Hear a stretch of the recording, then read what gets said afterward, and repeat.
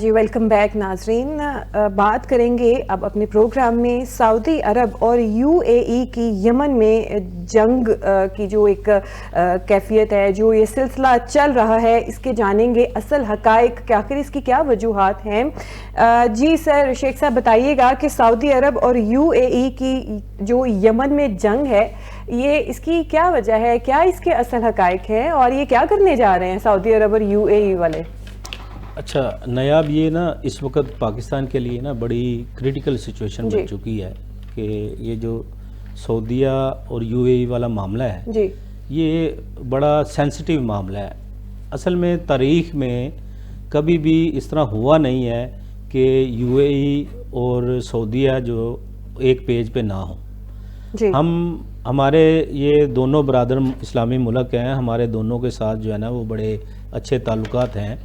پاکستان کو جہاں بھی کوئی مشکل وقت کو فیس کرنا پڑا ہے, چاہے وہ جنگ کی حالت میں ہو, چاہے وہ سفارتی طور پہ ہو, چاہے وہ کسی فنانشلی طور پہ ہو, تو ان دونوں ممالک نے پاکستان کا بہت زیادہ ساتھ بیک اپ پہ رہے ہیں, بیک اپ پہ رہے ہیں.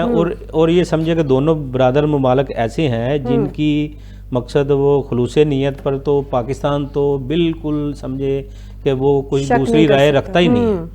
تو ماضی میں کبھی ایسا نہیں ہوا کہ یہ دونوں ملک جو ہے نا وہ کبھی ایسی سچویشن میں آئے ہوں کہ یو اے ای اور سعودیہ جو ہے نا ایک دوسرے کے آمنے سامنے ہوں, یا کوئی جنگ کی کیفیت پیدا ہوئی ہو, یا کوئی ان کے مفادات علیحدہ ہوئے ہوں, یا ان دونوں کے خلاف ہمیں کوئی ایسی چیز نظر آئی ہو کہ ان دونوں کے کسی بھی معاملے کے اوپر جو بھی ان کی چیزیں ہوتی تھی وہ یہ خود بیٹھ کے سارٹ آؤٹ کرتے تھے.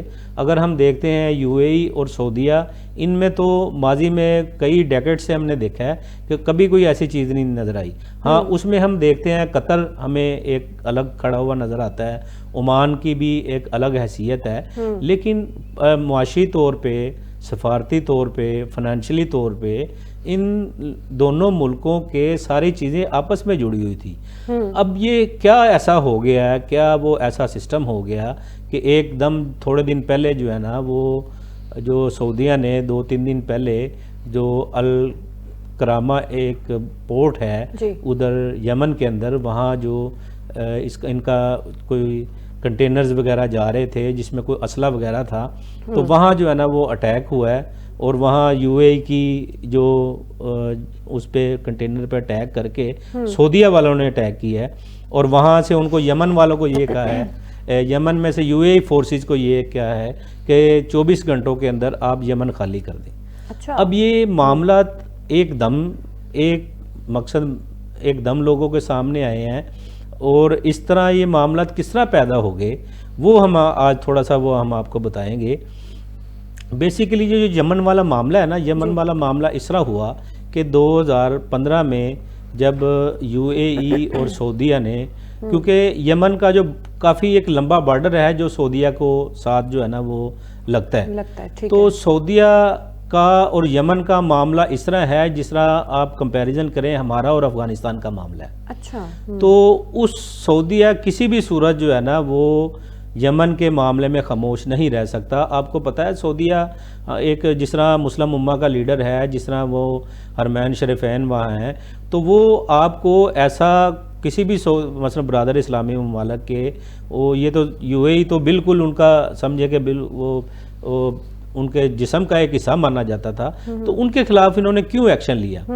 تو سعودیہ کے لیے یمن کے اندر جو ہے نا وہ ہر طرح کی مستحکم ہونا یمن کا بہت ضروری ہے. اگر دیکھیں یمن کے اندر جو ہے نا وہ سٹیبلٹی نہیں ہوتی, تو یمن کے اندر جو وہ فورسز ہیں جو بڑی سٹرونگ فورسز ہیں جن کو حوثی کے نام سے جانا جاتا ہے, جو ان کو حوثی باغی کہتے ہیں, تو وہ ان کے خلاف جو ہے نا 2015 میں یو اے ای نے اور انہوں نے سعودیہ نے اکٹھے جو ہے نا آپریشن شروع کیا. وہاں کی جو ایک ہے پی ایل سی کہتے ہیں, پریزیڈینشل لیڈرشپ کونسل, جس کو you A E back up کرتا ہے, you A E back up کرتا ہے, اور وہ حوثیوں کے خلاف جو ہے نا وہ انہوں نے جنگ جاری رکھی ہوئی ہے. اور یہ یو اے ای نے اور سعودیہ نے 2015 میں اکٹھا آپریشن شروع کیا. اب وہاں ہوا یہ کہ وہاں جو اس کے اندر ایک علاقہ ہے جس کو ساؤتھ کا علاقہ کہتے ہیں جی اس کو ہم ایس ٹی سی وہاں ایک فورس ہے سدرن ٹریڈیشنل کونسل اس کو یہ کہتے ہیں. ٹھیک ہے. تو اس کی بیک اپ میں جو ہے نا وہ یو اے ای تھے. یو اے ای والے ان کو سپورٹ کر رہے تھے. یو اے ای والے جو ہے نا ان کے ساتھ رابطے میں تھے اور سعودیہ والے کو انہوں نے یہ کہا ہوا تھا کہ یہاں کچھ اصلاح کے نام سے اخوان المسلمین کے نام سے کچھ چیزیں ہیں ہم ان کو مینیج کر رہے ہیں تو وہاں ہم ان کے ذریعے جو ہے نا ان کو کنٹرول کریں گے. اصل میں وہاں کی جو یہ صدرن جو علاقہ ہے وہاں کی ایک کی پورٹس ہیں جن کی وجہ سے یو اے ای ان کے ساتھ ایس ٹی سی والوں کے ساتھ انوالو ہوا. اس کے بعد اگر آپ دیکھیں گے تو وہاں ایک ایسا ہی علاقہ بنتا ہے جو ساؤتھ جو یمن ہے وہاں سے اس ایک چوک سی بنتی ہے وہاں سے پوری دنیا کی تجارت جو ہے نا وہ وہاں سے ہوتی ہے. جی وہاں سے انرجی ٹریڈ بھی ہوتی ہے وہاں سے جنرل ٹریڈ بھی ہوتی ہے. آپ کو یاد ہوگا جس وقت اسرائیل نے غزہ پر جو حملے جاری کر رہا تھا اس وقت جو وہاں کے حوثی تھے انہوں نے وہ بہت سارے بہت دنوں تک جو ہے نا وہاں کی ٹریڈ جو ہے نا وہ روکی رکھی. جی تو اب یہ جو معاملہ تھا یہ ایس ٹی سی والا اس کو یو اے ای سپورٹ کر رہا تھا. یو اے ای سپورٹ کرنے کے بعد اگر ہم دوسری طرف دیکھیں جو پی ایل سی ہے اس کو وہ سپورٹ کر رہے تھے سعودیہ والے. تو اب جو ایس ٹی سی والے ہیں انہوں نے یہ اعلان کر دیا کہ ہم یہ جو یمن والا علاقہ ہے یہ ہم جو ہے نا اس کو آزاد جو ہے نا وہ کروائیں گے. علیحدگی کا اعلان کر دیا. اب جب وہ علیحدگی کا اعلان کیا ہے تو وہ اگر وہاں یو اے میں یمن کے اندر دو فورسز بن جاتی ہیں ایک پی ایل سی والی ایک ایس ٹی سی والی تو اس میں اگر آپ دیکھیں گے تو وہاں کلیش ہوگا خانہ جنگی ہوگی وہاں بھی ٹرائبز بھی ہیں وہاں قبائلی لوگ بھی ہیں. تو وہ جس یمن اگر غیر مستحکم ہوتا ہے تو وہ آپ کو ڈیفینیٹلی بات ہے جس طرح ہم افغانستان میں اگر کوئی ایسی فورس آ جاتی ہے جو ہمارے ساتھ اس کی جو ہے نا وہ چیزیں نہیں بنتی تو وہ تو ہمارے لیے بہت بڑا خطرہ ہے. جی تو اس وجہ سے جو ہے نا سعودیہ نے یو اے ای کو کہا کہ اس ایس سی سی کی جو ہے نا وہ آپ پشت پناہی چھوڑ دیں. تو وہ لیکن وہ یو اے ای کے کچھ اپنے کی پورٹس ہیں وہاں ان کے انٹرسٹ ہیں اس کی وجہ سے جو ہے نا وہ یو اے ای جو ہے نا وہ بس اس معاملات کو کچھ لے کے چل رہا تھا. لیکن اب جب وہ معاملات بڑے سنگینی کی طرف گئے ہیں تو اس وقت پھر جو ہے نا وہ سعودیہ نے ان کے اوپر اٹیک کیا ہے. اٹیک کرنے کے بعد جو ہے نا وہ ان کو 24 گھنٹے کے اندر ان کو کہا ہے کہ آپ یمن کے ٹیریٹری چھوڑ دیں. اور آپ کو یاد ہوگا کہ اس اٹیک سے پہلے اس کشیدگی سے پہلے جو یو اے کے صدر ہیں شیخ زید بن النہیان وہ پاکستان کے دورے پہ آئے ہوئے ہیں. وہ پاکستان کے دورے پہ آئے ہیں. یہاں ان کا کوئی رحیمیہ ارخا میں اپنی کوئی جگہ ہے کوئی محل وغیرہ ہیں وہاں وہ رکے ہوئے ہیں. تو اس میں پاکستان کو جو ہے نا وہ بڑی اس وقت ایک کریٹیکل کنڈیشن کا سامنا ہے. تو معاملہ یہ وہی ہے کہ اگر U A E S T C کو سپورٹ کرتا ہے تو وہی معاملہ ہے جو ہمارا ٹی ٹی پی کے ساتھ ہے.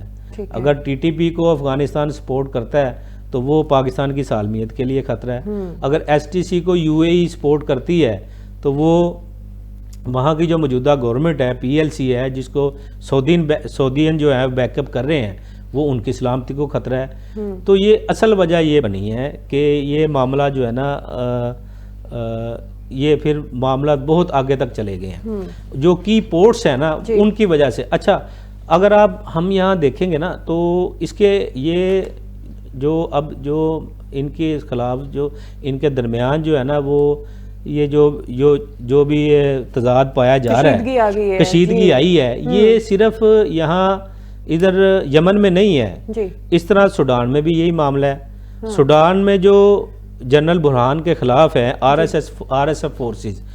اچھا وہ جو سعودیز ہیں وہ حکومت کو سپورٹ کر رہے ہیں. تو جو یہ یو اے ای والے ہیں وہ جو ان کے مخالف ہیں آر ایس ایف وہاں فورس کر رہے ہیں. وہاں یہاں پورٹس کا چکر ہے وہاں گولڈ کا چکر ہے. وہاں بھی سعودیہ اور یو اے ای آمنے سامنے ہے. اور لیبیا میں جو آپ اگر دیکھیں گے پہلے یہ دونوں لوگ جو تھے ایک ہی اس کے افطار کے ساتھ تھے، لیکن ایک ہی پیج پہ تھے. اب یہ دیکھیں گے اب یہ دونوں مخالف چل رہے ہیں. اسی طرح ہی دوسرے ممالک میں بھی جو ہے نا اس طرح اب ہم وہ ایک اور علاقہ ہے صومالیہ، اس میں بھی یہ دونوں آپس میں آمنے سامنے ہیں.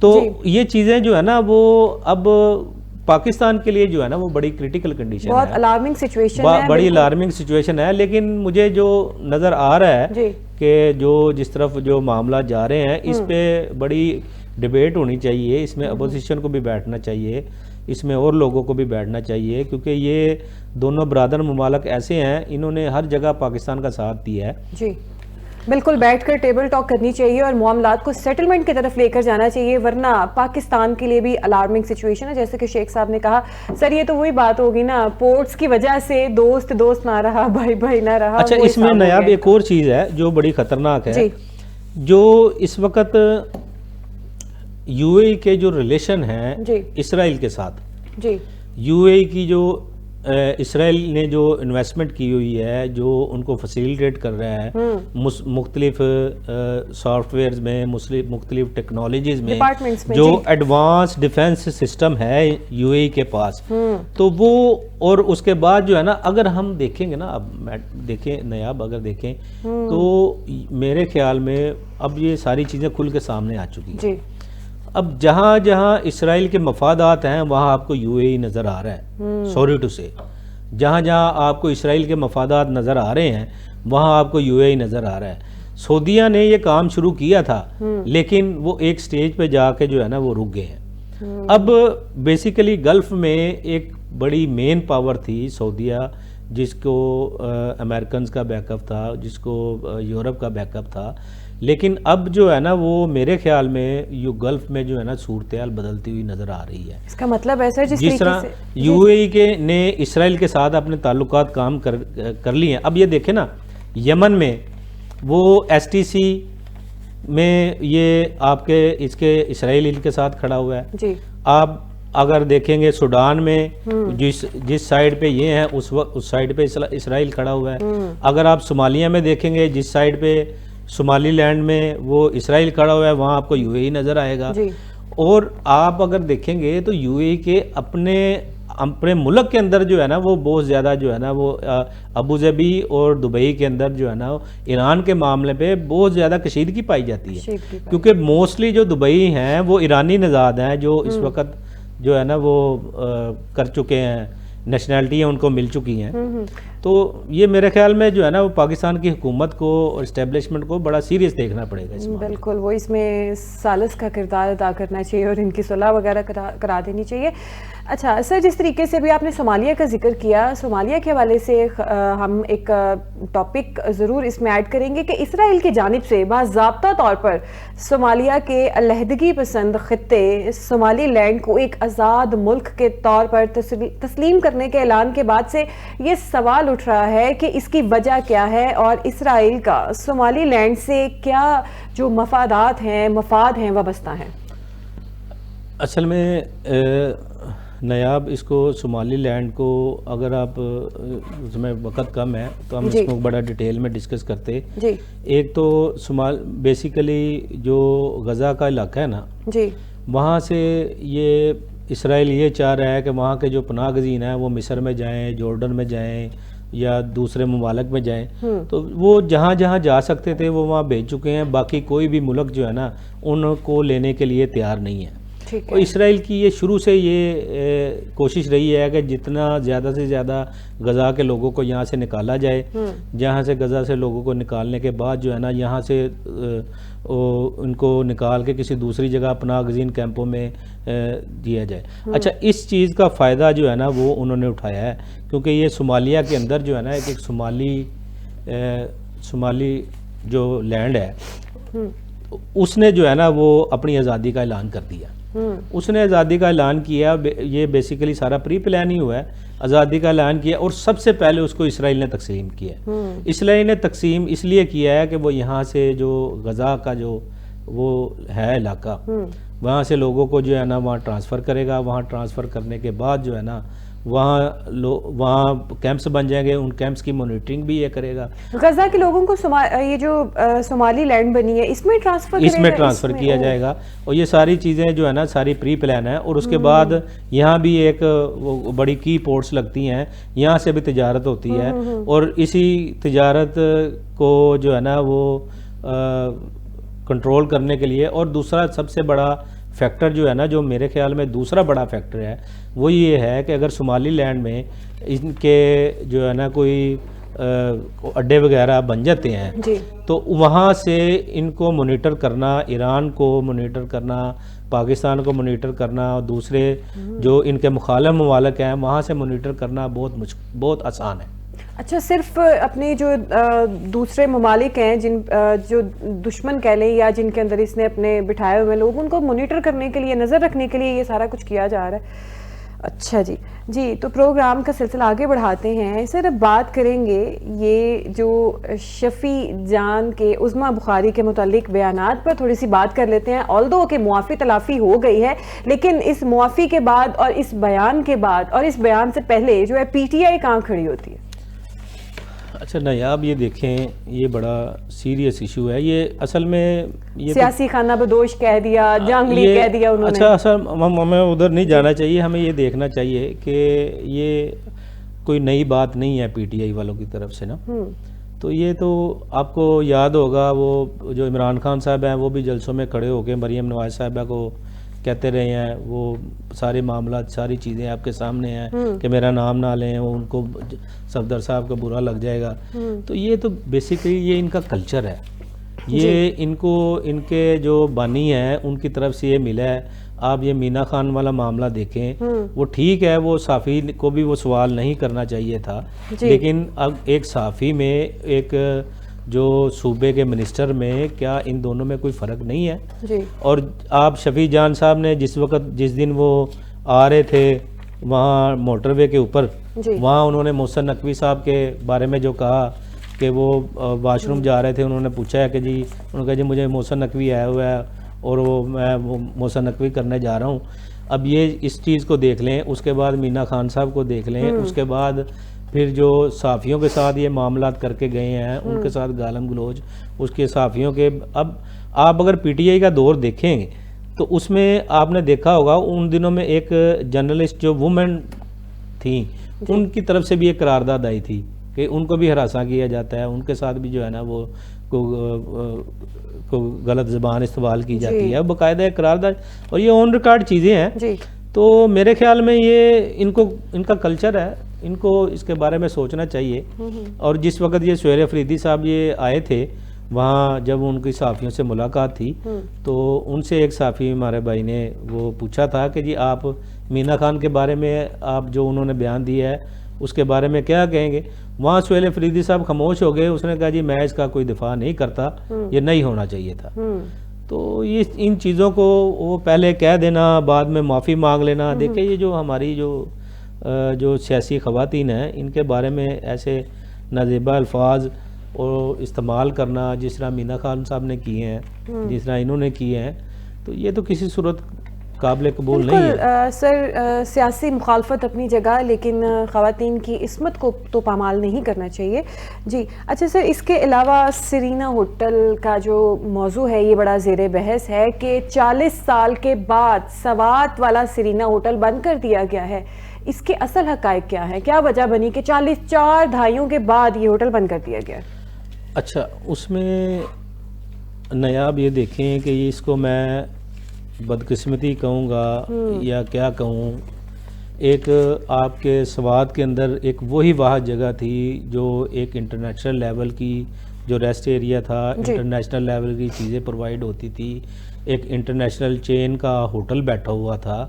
اس کی لیز کوئی 40 سال پہلے ہوئی تھی. تو وہ لیز ان کی ہوئی یا ختم, تو وہ جس وقت لیز ختم نہیں ہوئی تھی اس سے پہلے ہی جو ہے نا وہ یہ ساری چیزیں سارے معاملات سامنے آ گئے تھے کہ ان کی لیز کو ایکسٹینڈ نہیں کیا جائے گا. جو یہاں سے لوگ جاتے ہیں سوات میں, کتنے لوگ آپ کو پتہ ہے کہ کچھ سیر کی غرض سے اگر آپ ٹورزم کو آپ نے وہ آپ کہتے ہیں کہ جی ہمارے ملک میں ٹورزم ہونی چاہیے، تو سوات میں ایسا سرینا کے علاوہ کون سا تھا جہاں کوئی ہمارے جو باہر کے جو لوگ آئیں گے انٹرنیشنل لیول پہ لوگ اسٹے کر سکیں، انٹرنیشنل لیول پہ لوگ اسٹے کر سکیں، تو وہ ایک واحد یہی جگہ تھی نا. مقصد جو آپ کے لوگوں نے بنائے ہوئے ہیں وہ دریائے سوات کے اگر آپ ارد گرد دیکھیں گی وہاں ناجائز تجاوزات ہیں، ہوٹل بنے ہوئے ہیں. پچھلے دنوں بھی آئے دن وہ آپ کو سامنے ایک فیملی بیچاری جو ہے نا وہ وہاں کس طرح سفر ہوئی ہے، وہ اس معاملے کو بھی جو وہ ساری دنیا نے دیکھا ہے، وہ جگ ہنسائی ہوئی ہے. یہ ایک ایسی چیز تھی، انٹرنیشنل لیول کی چیز تھی، انٹرنیشنل لوگوں کے لیے وہاں قیام گاہ تھی. تو یہ صوبے کے جو بڑے لوگ ہیں ان کو یہ سوچنا چاہیے تھا کہ یہ اگر ہم بند کریں گے، یہ اس کو اگر ہم ختم کریں گے. اصل میں اس کی اندر کی کہانی یہ ہے کہ وہاں کے 2 MP ہیں، ایک MP ہیں فضل حکیم صاحب اور ایک MP ہیں اختر خان صاحب. جی یہ سارا معاملہ ان کو نوازنے کے لیے ہوا ہے. وہ ان کو ایکسٹینشن نہیں دی گئی. اب وہ جو سرینا ہوٹل والا معاملہ ہے وہ سارا کچھ یہ 2 PTI کے جو MPs ہیں یہ چلائیں گے.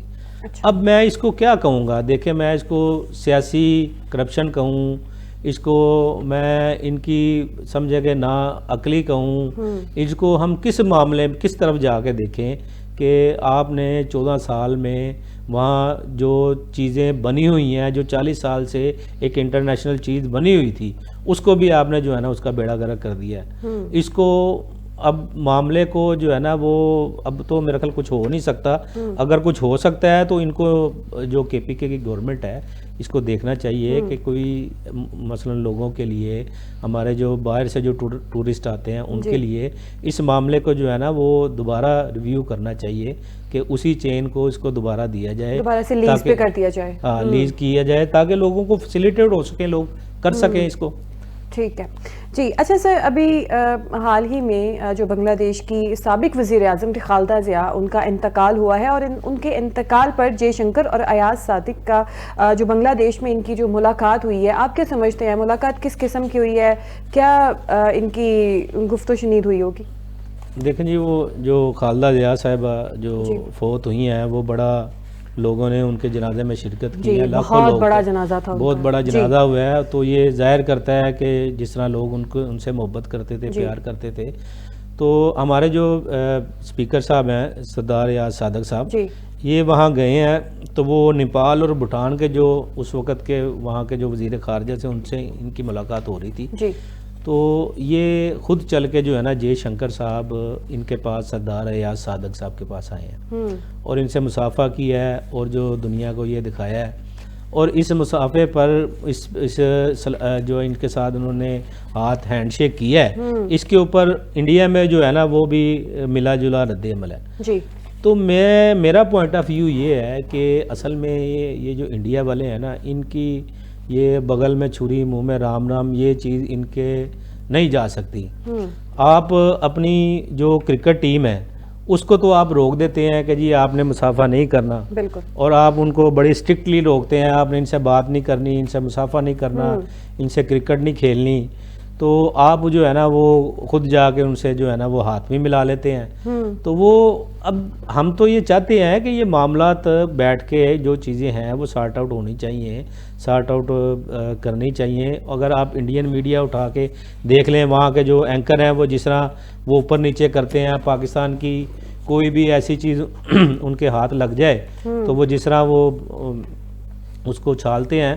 تو میرے خیال میں جس طرح انہوں نے ہاتھ ملایا ہے اس طرح کرکٹ میں بھی کچھ معاملات ہونا چاہیے. سر، انڈین چینلز کی بات کی جائے تو انہوں نے اسلام آباد میں بھی پورٹ بنا دی اور اس کو بھی انہوں نے کہا جی تباہ کر دیا ہے ہماری انڈین آرمی نے، اور لاہور پہ بھی انہوں نے پتہ نہیں کون کون سے پورٹ بنا دیے جن کا ہم پاکستانیوں کو ہوتے بھی نہیں پتہ ہے. اچھا، تو آپ کیا سمجھتے ہیں سر کہ ایک سفارتی لیول کے اوپر اس طریقے سے منع کرنا کہ آپ سلام نہ لیں اور خود آگے بڑھ کے سلام لے لینا، تو یہ اپنے ہی لوگوں کو ڈیگریڈ کر رہے ہوتے ہیں؟ جی بالکل میڈم، اس طرح ہی ہے کہ ان کو دیکھنا چاہیے کہ یہ جو معاملہ ہے، اگر وزیر خارجہ سلام دعا لے سکتے ہیں تو باقی معاملات میں بھی جو مل جل کے چلنا چاہیے نا. بالکل. تو سر لڑائی جھگڑے جو ہیں اپنی جگہ، لیکن آپ جب انٹرنیشنل لیول کے اوپر اپنے ملک کو ریپریزنٹ کر رہے ہیں تو وہاں پہ سینسیبل طریقے سے آپ جو ہے وہ ایک چیز آگے پیش کریں، اس طریقے سے آپ اپنے آپ کو شو کریں.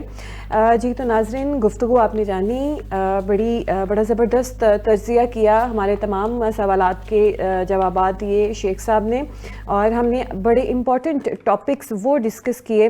امید کرتے ہیں آپ کو ہمارا پروگرام پسند آیا ہوگا. کل تک کے لیے ہمیں دیجیے اجازت. اللہ حافظ.